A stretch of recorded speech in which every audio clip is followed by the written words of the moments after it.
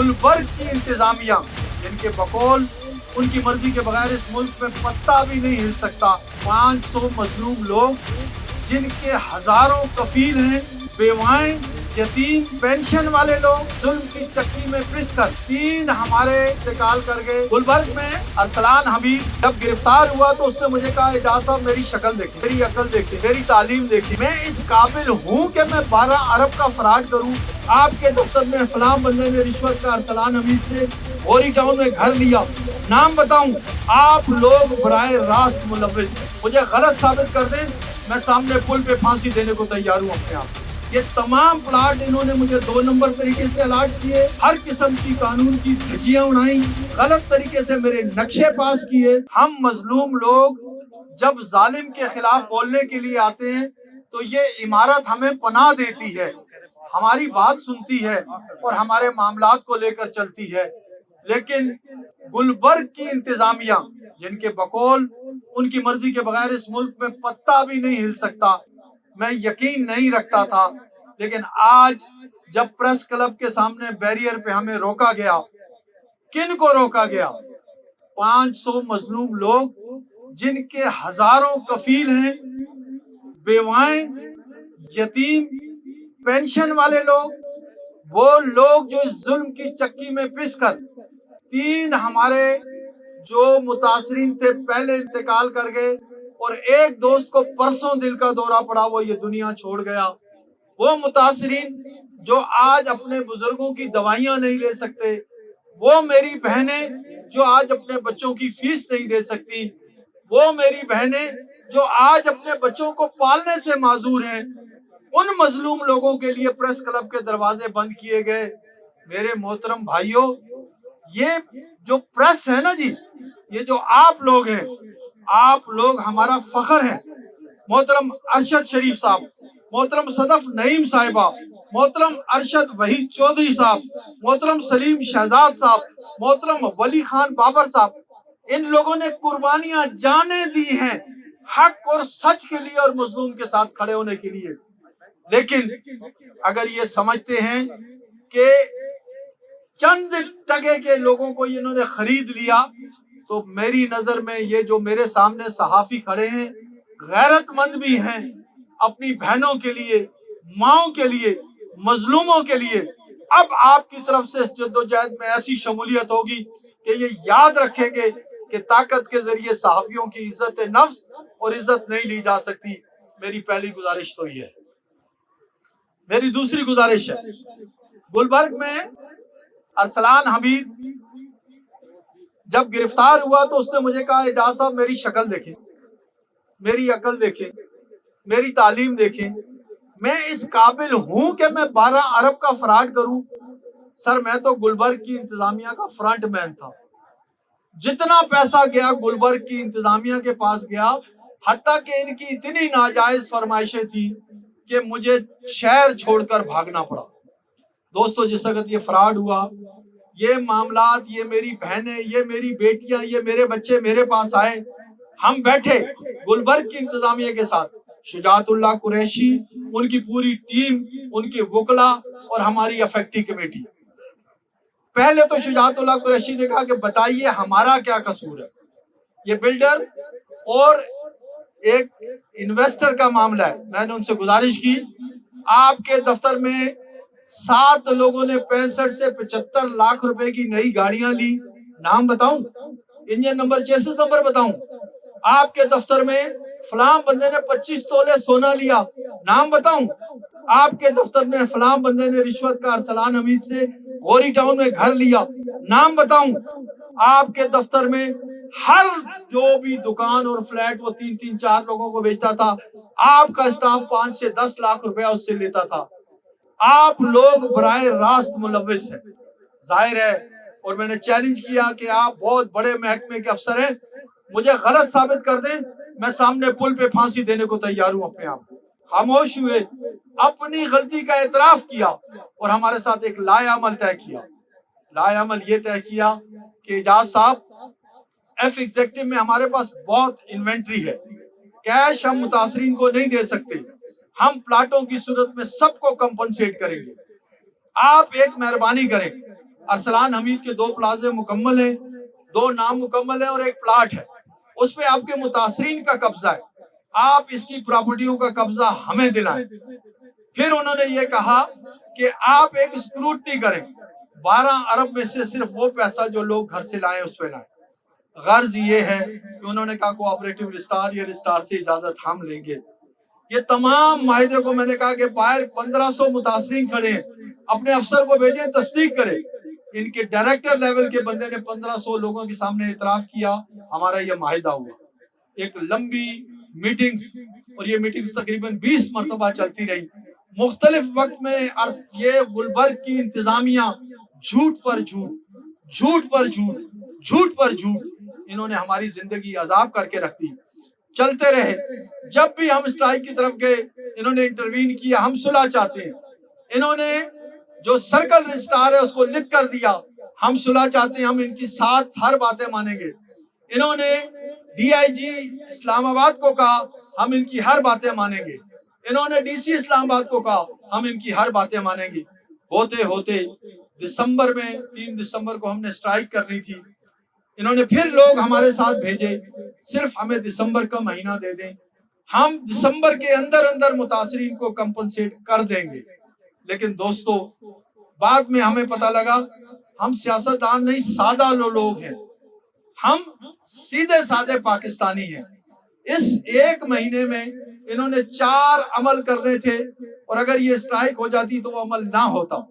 ایک، سوسائٹی کے پریزیڈنٹ کا مدت ملازمت ختم ہو رہی تھی، وہ چاہتے تھے کہ اس کو ایکسٹینشن ملے، اور اگر اسٹرائک ہوتی تو ایکسٹینشن نہ ملتی، اس لیے کہ میاں شہباز شریف صرف ان لوگوں کو اپائنٹ کرتے ہیں جو بہترین دیانتدار اور جن کا دامن کسی قسم کی کرپشن سے پاک ہوتا ہے۔ انہوں نے ہمیں ٹھنڈا کر کے گلبرگ کے جو پریزیڈنٹ ہیں ان کو 1 سال کی، میں یہ کہتا ہوں کہ ہمارے پرائم منسٹر کو دھوکہ دے کر 1 سال کی ایکسٹینشن لے لی۔ انہوں نے میریٹ کے ساتھ ایک ایم او یو سائن کرنا تھا، انہیں پتا تھا کہ اگر اسٹرائک ہوگی تو ایم او یو سائن نہیں ہوگا، انہوں نے وہ ایم او یو سائن کیا۔ انہوں نے ایک نیا پروجیکٹ لانچ کرنا تھا، انہیں پتا تھا اسٹرائک ہوگی، ناکام ہوں گے، انہوں نے اس کو لانچ کیا۔ انہوں نے ایک فٹ بال کے میچ کے سائن کرنے تھے، وہ انہوں نے سائن کیے۔ غرض ہمیں صرف استعمال کیا، ہم سے جھوٹ بولا۔ ہم کون لوگ ہیں؟ ہم کون لوگ ہیں؟ ہم مسلمان ہیں، ہم پاکستانی ہیں، ہم امن پسند شہری ہیں، ہم مظلوم ہیں۔ آج ہمارے گھر میں قسمہ پرسی، فاقے، پریشانیاں، اذیتیں، دکھ، ہر دن ہم دکھ کا کاٹتے ہیں اور ہر رات ہم دکھ کا گزارتے ہیں۔ اور خدا کے بندو ہمارے ساتھ کھیلتے ہو۔ ہماری گزارش صرف ایک ہے، ارسلان حمید جب گرفتار ہوا اس نے پولیس کو بیان دیا، اس نے کہا جناب میں گلبرگ کی انتظامیہ کا فرنٹ مین ہوں، یہ تمام پلاٹ انہوں نے مجھے 2 نمبر طریقے سے الاٹ کیے، ہر قسم کی قانون کی دھجیاں اڑائیں، 25% لے کر مجھے قبضہ دیا، غلط طریقے سے میرے نقشے پاس کیے، مکمل میری سپورٹ کی، اور جو باقی باتوں کے علاوہ اس کی بہت ساری باتیں ہیں، اگر اس کا بیان اگر آپ لینا چاہیں تو اس کی کاپیاں جس صحافی کو چاہیے ہوگی اس کے دستخط اور انگوٹھے کے ساتھ دوں گا۔ اور ارسلان وہ آدمی ہے جس کے نام پر یہ ساری پراپرٹیاں تھی، جس نے لوگوں کو لوٹا۔ اس کی سب سے بڑی بات آپ کو بتا رہا ہوں، اس نے کہا الیکشن جب گلبرگ کی انتظامیہ کے ہو رہے تھے 2 دن پہلے مجھے بلایا گیا، کہا گیا الیکشن کے لیے پیسے چاہیے، فوری طور پہ 2 کروڑ دو۔ میں نے 4 گھنٹے میں انہیں 2 کروڑ روپیہ دیا۔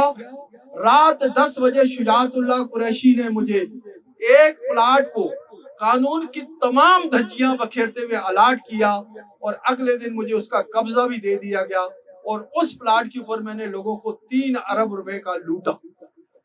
آپ سوچئے کیا یہ وہ لوگ ہیں جو ہمارے لیے کچھ کر سکتے ہیں؟ اور پھر افسوس کی بات یہ ہے کہ یہ لوگ آج مختلف قسم کی اذیتوں کا شکار ہم کو کر رہے ہیں۔ یاد رکھیے ہم مظلوم ضرور ہیں، کمزور نہیں ہیں۔ اس ملک کا قانون کے دائرے میں رہتے ہوئے اپنے حقوق کے لیے جس حد تک بھی ہم جنگ پہ جائیں گے ہم جائیں گے، اور ایک گزارش یہ ہے آخر میں آپ تمام دوستوں سے، میاں شہباز شریف صاحب آپ کو دھوکہ دے کر گلبرگ کے ایک افسر نے ایکسٹینشن دی، آج ان مظلوموں کی آواز سنیں، اس کی ایکسٹینشن ختم کریں اور اس کو گھر بھیجیں۔ بے شک۔ دوسرے نمبر پر میری گزارش ہے سپریم کورٹ کے چیف جسٹس صاحب سے، سپریم کورٹ کے چیف جسٹس ہمارے لیے علامت ہے انصاف کی، خدا را ہمیں قانون کی مختلف گزرگاہوں میں مت بھیجیں، ایک بار ہمیں بلا کر سن لیں، آپ کو اللہ نے وہ طاقت دی ہے کہ 24 گھنٹے میں آپ ہمیں انصاف دے سکتے ہیں، اور اگر مجبوری ہوئی تو پھر ہماری آخری منزل بڑا گھر ہوگا، بڑے گھر کے آگے جا کر ہم بیٹھیں گے اور وہیں بیٹھے رہیں گے، شاید سردی سے کچھ بچے مر جائیں، شاید سردی سے کچھ بزرگ مر جائیں، لیکن میرے افیکٹو جو یہ اس حد تک جا چکے ہیں کہ اپنے اوپر تیل چھڑک کر آگ لگانے کو تیار ہیں، اس سے بہتر یہ نہیں ہے کہ ہم بڑے گھر کی دہلیز پر اپنی جان دیں۔ شاید یہ جو سیاستدان ہیں، یہ جو بیوروکریٹ ہے، اور مزے کی بات یہ ہے شجاعت اللہ قریشی اور گلبرگ کی انتظامیہ نے مجھے ایک میسج دیا ہے، جاؤ جو کر سکتے ہو کر لو، اس ملک میں کوئی ادارہ ایسا نہیں ہے جو ہمارے خلاف کھڑا ہو سکتا ہے یا ہماری باز پوچھ کر سکتا ہے، یہ سارے ادارے میں جتنے باثر لوگ ہیں بقول ان کے ہم نے ان کو کانا کیا ہوا، ایسا نہیں ہے۔ میرے ملک میں آٹے میں نمک کے برابر بددیانت لوگ ہوں گے، لیکن میری ملک کی تمام اداروں میں الحمدللہ غیرت مند ماؤں کے بیٹے، مسلمان کی گود میں پلے ہوئے لوگ، کلمہ پڑھنے والے حق گو اور سچائی کے ساتھ کھڑے ہونے والے لوگ ہیں۔ صرف سچائی کے ساتھ کھڑے ہونے والے لوگ اپنی شرافت کی وجہ سے خاموش ہوتے ہیں، اور یہ جو بدماشیاں ہے یہ کھل کر مافیا بن کر ایک دوسرے کی مدد کرتی ہے۔ ہماری آج جدوجہد کی ابتدا ہے، ہم لوگ اگلا جو ہمارا جلسہ یا جلوس ہوگا، احتجاج ہوگا، وہ 10 جنوری ڈی چوک اسی 2 بجے ہوگا، اور اس 2 بجے کی اس میں انشاءاللہ آپ کو ہزاروں کے حساب سے لوگ ملیں گے، کیونکہ اب یہ جدوجہد آگے سے آگے پھیلتی چلی جائے گی۔ کوئی چیز رہ تو نہیں گئی؟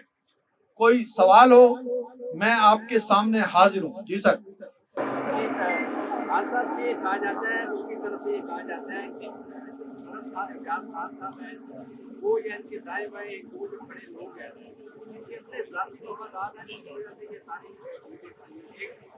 دوسرا سوال یہ ہے کہ ابھی آپ کے ریئل اسٹیٹ اسلامآباد کے الیکشن ہوئے ہیں، ان کی ایسوسیشن ایک نئی بنی ہے، تو کیا وہ صرف اپنے مفادات کو دیکھتے ہیں کہ یہ جو مقابلین ہیں ان کے مفادات وہ بھی صاف۔ آپ نے اللہ آپ کو جزائے خیر دے۔ جناب مجھ پہ الزام لگایا جاتا ہے یا میرے چند ساتھیوں پہ کہ ہم اپنے ذاتی مفادات کے لیے یہ کاز لے کر چل رہے ہیں۔ میں آج اس پاکستان کے انتہائی محترم پریس کے سامنے ایک اعلان کرتا ہوں، گلبرگ کی انتظامیہ کے جتنے لوگ ہیں وہ، اور میں اور میری کمیٹی کے جتنے لوگ ہیں وہ ایک مسجد میں اکٹھے ہوتے ہیں، ہم اکٹھے نماز پڑھتے ہیں اور قرآن پہ ہاتھ رکھتے ہیں، وہ بھی قرآن پہ ہاتھ رکھیں کہ وہ بددیانت کرپٹ، اور انہوں نے گلبرگ سے مال نہیں بنایا 2 نمبر سے، اور ہم بھی قرآن پر ہاتھ رکھتے ہیں کہ ہمارا کسی قسم کا کوئی ذاتی مفاد ناجائز موت اور میری ذات کے لیے 1 پیسے کا الزام اگر یہ ثابت کرتے ہیں، جو سزا پورے صحافی برادری دے گی میں وہ سزا برداشت کروں گا۔ رہی بات اسلام آباد اسٹیٹ ایجنٹ کی، دیکھیں جہاں پر الیکشن ہوتے ہیں وہاں غلط فہمیاں جنم لیتی ہیں، بدقسمتی سے اسلام آباد میں پہلی مرتبہ غلط فہمیوں کا بہت انبار ہے۔ فیڈریشن آف ریلٹرز پاکستان اپنا کردار ادا کر رہی ہے، اور اللہ کی ذات سے امید ہے کہ چند دنوں میں ہم اسلام آباد کے مسائل ختم کر دیں گے، اور اگلی مرتبہ پورے اسلام آباد کی کمیونٹی ہمارے ساتھ کھڑی ہے۔